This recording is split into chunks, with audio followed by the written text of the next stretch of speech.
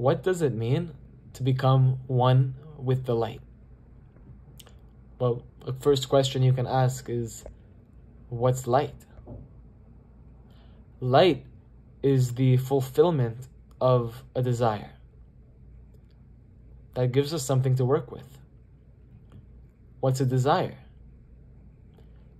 It is the longing for fulfillment. It is the desire to receive, the pulling force. That pulling force, that longing, can only exist within a vessel, a desire that has not yet been fulfilled by light. When we say we want to become one with the light, what does that look like? Does that mean everything becomes white? Is light white? What does that mean? Light is fulfillment. Therefore, to be one with the light means to be fulfilled. Quite simple. But what does it mean to be fulfilled? Well, we remember, light is the fulfillment of a desire. Therefore, you're a desire. And you need to be fulfilled. What's your desire? That's the right question. The question is not, what's the light? It's, what's my desire? That's the light for me. Whatever your deepest desire is, that's the light for you. It's like whenever a person asks for dating advice, they ask, how can I find the right partner? And Jordan Peterson famously slams this question and he says, what a stupid question. That's the wrong question to ask. The question is, how do I operate in the most optimal way that I may attract the right partner? That's a better question. What do I need to do in order to attract the partner? It's not a matter of what's wrong with others that they don't come to me. It's what can I improve within me that I may pull or draw the light, or in some cases, the vessel. If you're a woman, you're looking for something to fulfill you. If it's a man, then you're looking for someone to fulfill. Because a woman is a vessel, while a man is the light. And we see that even manifest within biology, with the giving attribute of the man, of the male, and the receiving attribute of the female. We're talking about the sexual organs. They fit perfectly like a puzzle because they belong to each other. And whenever they fulfill each other, that's oneness. That's the light. There is no coincidence why the greatest satisfaction is sex. It's because it's a moment of oneness. It's a moment of experiencing unity. Quite literally. But it's not just physical. It's not even just emotional, although it is also emotional. It's spiritual. It's holy. The concept of oneness, that's the truth. Whenever we experience unity, or we experience love, or we desire to give without selfish motivations, that's called being one with the light.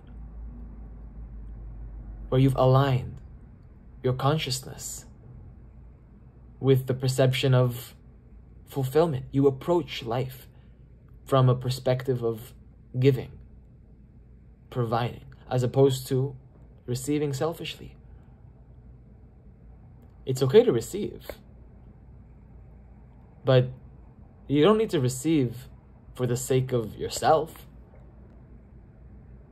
You receive for the sake of sharing. That's what it means to be one with the light.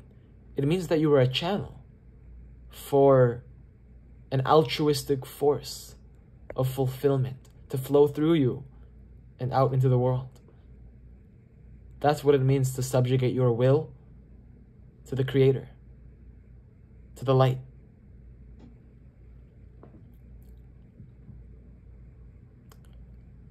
It's not an easy task to do.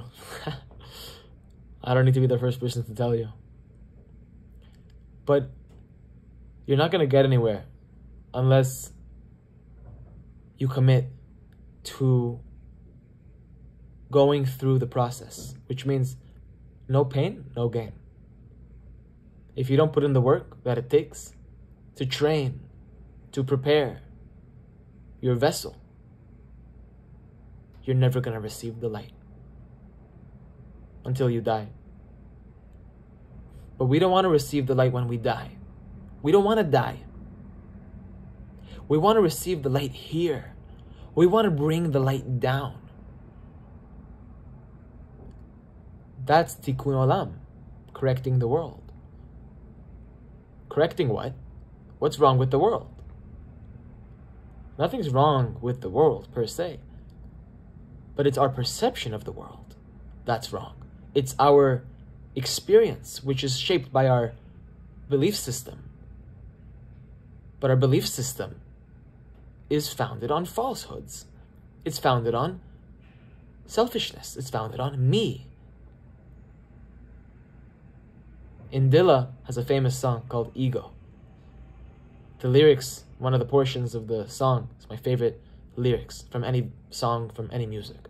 It says, "The only war I believe in is against me, me, me, me, me."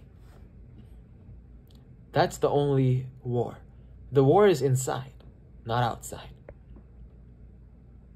The war we see outside is a consequence of the war which we have not yet won inside. Whichever forces you see in control, whether it be the forces of holiness or the forces of impurity, that's a reflection of what's going on inside. And each person needs to go inside. Each person needs to bring the light down and infuse their vessel with higher consciousness. That's called change. That's called transformation. That's finding a light within the darkness. That's coming out of Egypt. That's redemption. That's freedom from slavery. It's when you're capable to infuse the dark spots within your psyche with consciousness.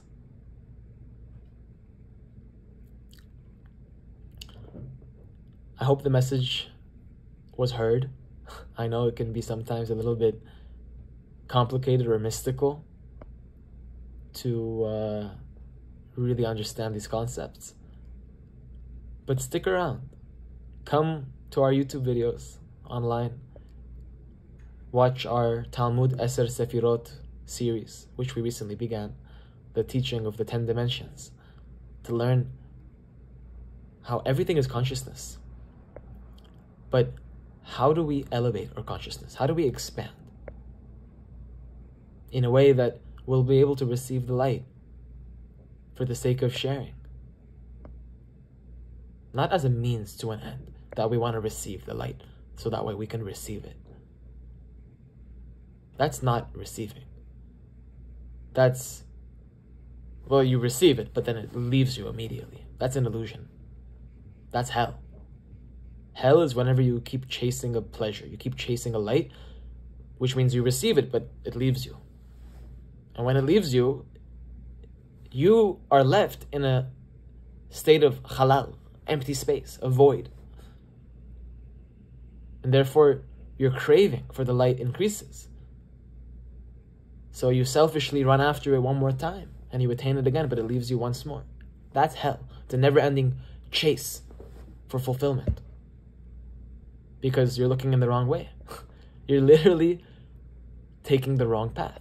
The most opposite path. There's nothing more opposite than looking for pleasure in the external world. That's the total opposite direction.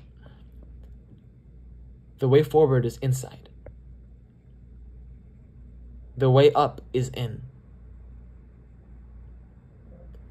And that's how we shall merit Bezrat Hashem, through commitment, through training, through preparation, through intense study, through dedication, to unify with the divine, with the light, and be a channel for its influence in this world. Thank you for watching. I hope that you were able to benefit. I hope it made an impact. And if it did, please comment. Please share the video. And I want to hear from you. I want it to be more interactive. So please let me know what you think in the comments. Thank you for watching, and I'll see you in the next video.